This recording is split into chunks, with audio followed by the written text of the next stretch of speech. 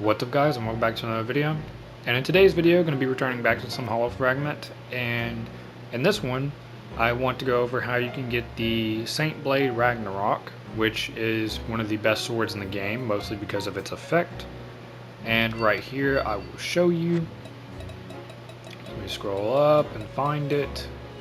And right here has Strength, Vitality, Agility, and Dex, which Agility and Dex is mostly what the dual wield uses, but the effect has extra damage to bosses and sword skill damage up. So you're already going to be hitting a lot of damage on bosses, plus you're getting that boost to your sword skills.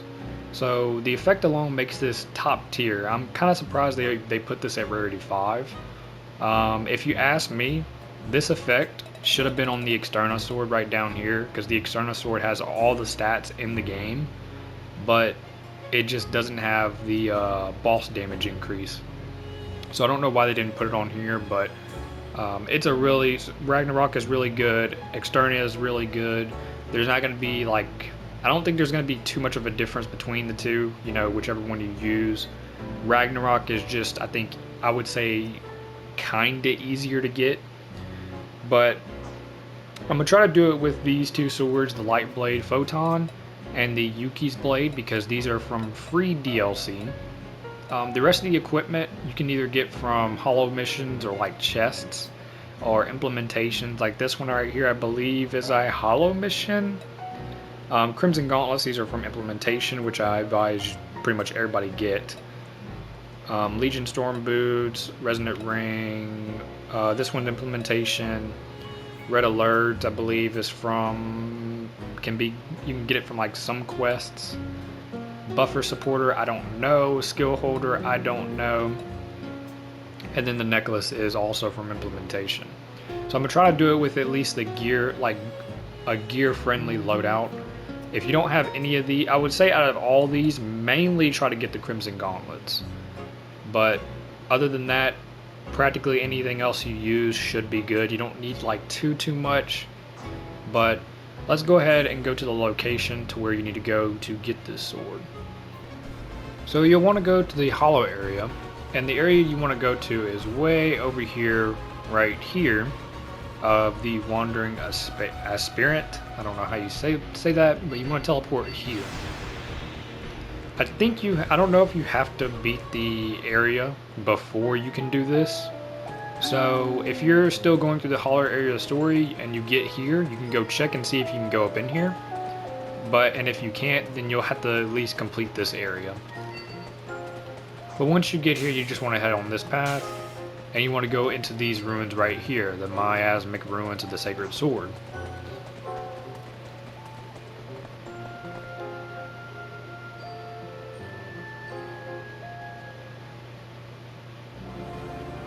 So once inside, you literally just go to the only place, which is at the very top.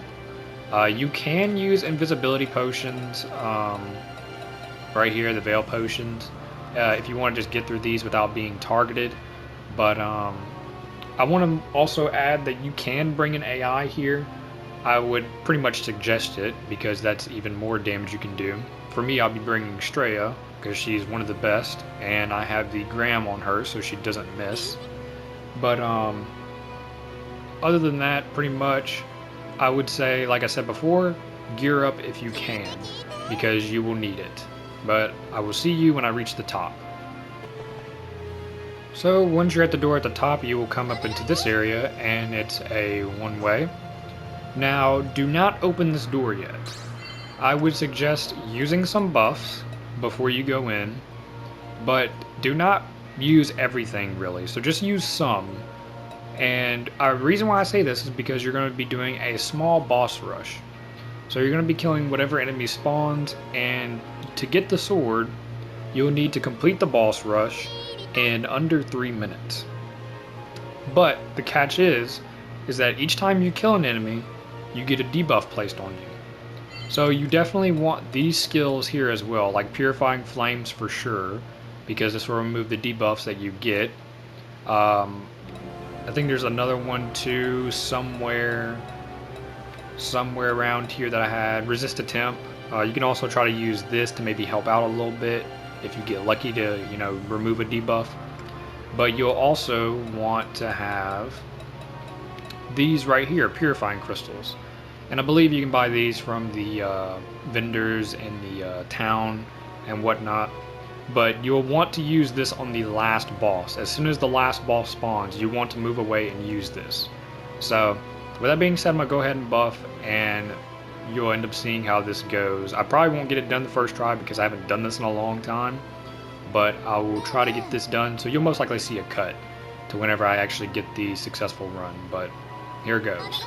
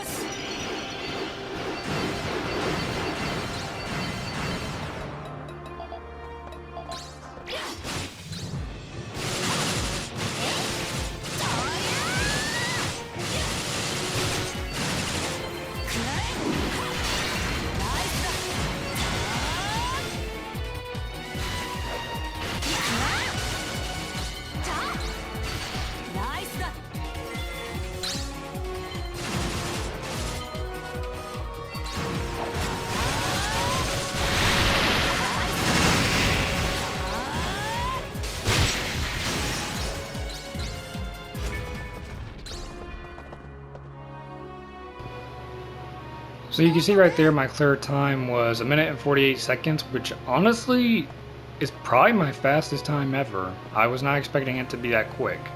But you can see I was able to do it with pretty much, you know, these two weapons, which are not even upgraded and they're free.